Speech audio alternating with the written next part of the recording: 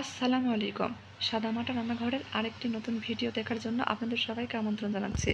আজকে আবারও সরষে ইলিশ রেসিপি নিয়ে হাজির হলাম। একটু অন্যভাবে এই সরষে ইলিশ রান্না করেছি। নতুন রাঁধুনিদের জন্য আজকের ভিডিওটি খুব উপকারে আসবে। তো চলেন দেখি রান্না শুরু করি। এখানে আগে থেকে কয়েক পিস ইলিশ মাছ কাটা ধুয়ে পরিষ্কার করে নিয়েছি। এখন এই মাছের মধ্যে 1 চামচ গুঁড়ামরিচ, হাফ চামচ হলুদ, হাফ চামচ লবণ দিয়ে ভালোভাবে মাখিয়ে নেব। মাখানো হয়ে গেলে সরাসরি ভাজে নেব, রেস্টে রাখবো না। চুলার উপর কড়া বসে দিয়েছি, কড়াতে পরিমাণ মতো তেল দিয়ে দিব। আমি একেবারে অল্প তেল মশলায় আজকের সরষে ইলিশ রান্না করব, কিন্তু স্বাদে হবে দ্বিগুণ। তেল গরম হয়ে গেলে আগে থেকে মেখে রাখা ইলিশ মাছ দিয়ে দিব, উল্টে পাল্টে ভাজে নেব। এক পাশ হয়ে গেছে উল্টে দিব। খুব বেশি কড়া করে ভাজবা না। আপনারা আমার মতো ঘরে একবারও জন্য হলে এভাবে ইলিশ মাছ রান্না করে দেখবেন। মানে ইলিশ মাছ ভাজা নিয়ে তারপর সরষে ইলিশ রান্না করবেন, দেখবেন এর স্বাদ মুখে লেগে থাকবে। মাছ ভাজা হয়ে গেছে, উঠে নিব। এখন ওই তেলের মধ্যে হাফ কাপ পেঁয়াজ কুচি আর 3-4টা কাঁচামরিচ ফালি দিয়ে দিব। নাড়াচাড়ে পেঁয়াজ ভেজে নেব। পেঁয়াজ লাল হয়ে আসলে পরিমাণ মতো পানি দিয়ে দিব গুঁড়া মশলা দেওয়ার জন্য। হাফ চামচ হলুদ, 1 চামচ গুঁড়ামরিচ, হাফ চামচ ধনিয়া, হাফ চামচ জিরা, হাফ চামচ আদা রসুন বাটা, স্বাদ মতো লবণ।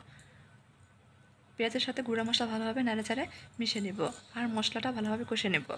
মশলা কষানো হয়ে গেছে, এর মধ্যে 2 টেবিল চামচ সরিষা বাটা দিয়ে দেব। এটা হলুদ সরিষা বাটা। নাড়াচাড়ে সরিষার বাটা ভালোভাবে পেঁয়াজ মশলার সাথে মিশিয়ে নেব আর সরিষার বাটা কষে নেব। আমার আজকের ভিডিও ভালো লাগলে লাইক দিয়ে পুরো ভিডিও দেখার অনুরোধ রইল, আর আপনাদের পরিবারের সাথে শেয়ার করতে পারেন।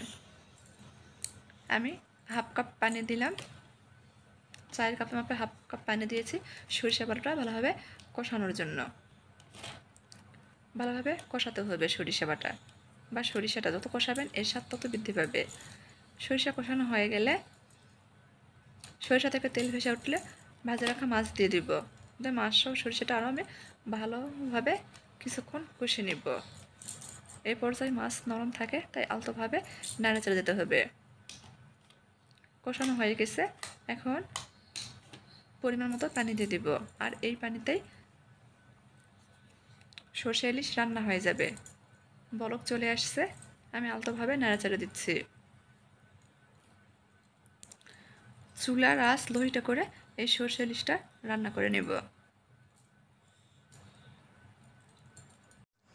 রান্না হয়ে গেছে, চুলা বন্ধ করে দিব।